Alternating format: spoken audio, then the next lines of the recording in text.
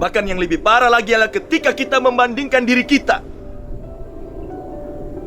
dengan orang yang belum percaya, namun keadaan hidupnya lebih baik ketimbang kita.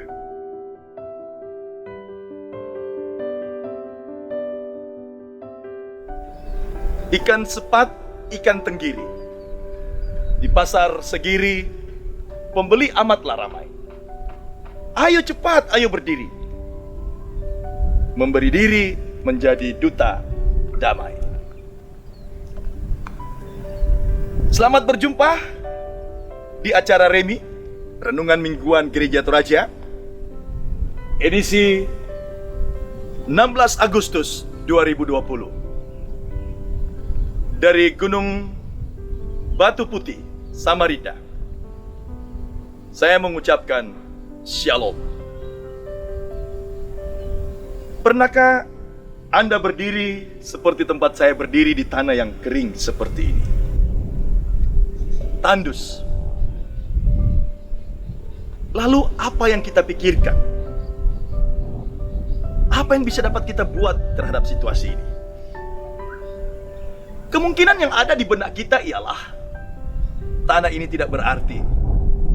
Tanah ini tidak mampu untuk dikelola, dan tanah ini tidak berpotensi untuk memberikan hasil.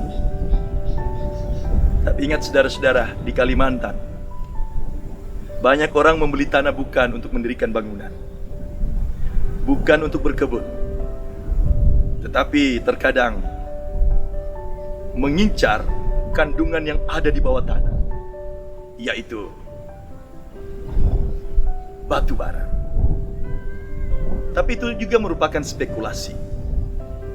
Kalau untung dapat, kalau tidak menjadi buntu.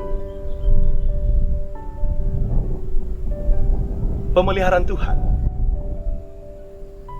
dalam kehidupan kita pun seringkali kita melihat ketandusan hidup, kekeringan hidup. Terkadang asa dan kenyataan itu tidak sepadan dan tidak sesuai yang kita harapkan.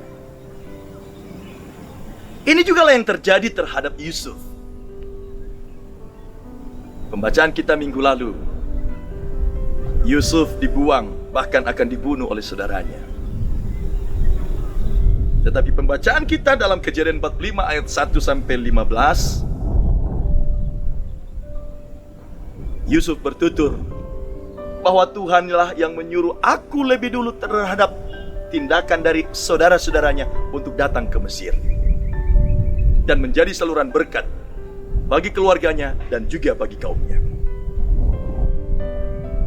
Tema kita saat ini adalah pemeliharaan yang mendamaikan.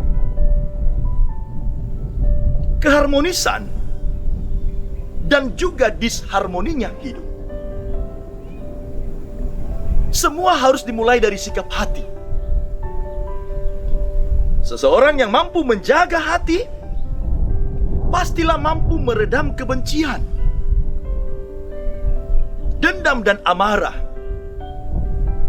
yang kesemuanya diliputi dengan rendah hati. Sebaliknya, mereka yang mendahulukan pikiran, tidak menjaga hatinya, kecenderungan bertindak dikuasai dengan keserakahan, kemarahan, kebencian, bahkan tinggi hati. Saudaraku, sejauh mana kita membuka hati terhadap kuasa dan pimpinan Tuhan memproses kehidupan ini? Mungkin terkadang keputusan yang Tuhan nyatakan terhadap kita atas kehidupan dan warnanya seringkali tidak mendamaikan hati kita, mendobrak hal-hal yang kita inginkan, dan kita menjadi gusar marah terhadap Tuhan. Bahkan yang lebih parah lagi adalah ketika kita membandingkan diri kita dengan orang yang belum percaya, namun keadaan hidupnya lebih baik ketimbang kita. Ingat, satu pohon tidak mengenal siapa yang menanamnya, memeliharanya, dan membuatnya berhasil. Bukankah saudara dan saya adalah orang yang percaya kepada Tuhan? Kita yakin bahwa Dialah yang memelihara, menjaga, dan terus memberkati kita. Itu berarti yang dibutuhkan adalah totalitas iman untuk menggapai maksud dan tujuan Allah. Bagaimanapun Dia menempa kita, bagaimanapun Dia memelihara kita dengan caranya yang unik dan misteri itu. Dan itu sudah terbukti melalui pengorbanan Kristus, bahwa kedatangannya yang diharapkan oleh Yahudi sebagai pembebas dari kerajaan Romawi berbeda dengan rancangan dan tindakan Allah, bahwa pengorbanan Tuhan Yesus di kayu salib ingin mewujudkan pendamaian antara saudara dan saya dengan Allah, menyelamatkan kita yang percaya. Hiduplah untuk terus dipelihara oleh Tuhan. Jadilah terus dutanya untuk mewujudkan damai dan sejahtera dimanapun kita berada. Saudaraku, bangsa ini membutuhkanmu. Negara ini mengharapkanmu.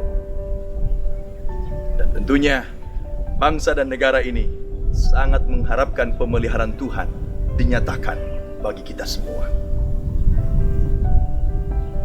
Yakin dan percaya pemeliharaannya akan mewujud kepada damai dan sejahtera sepanjang kita selalu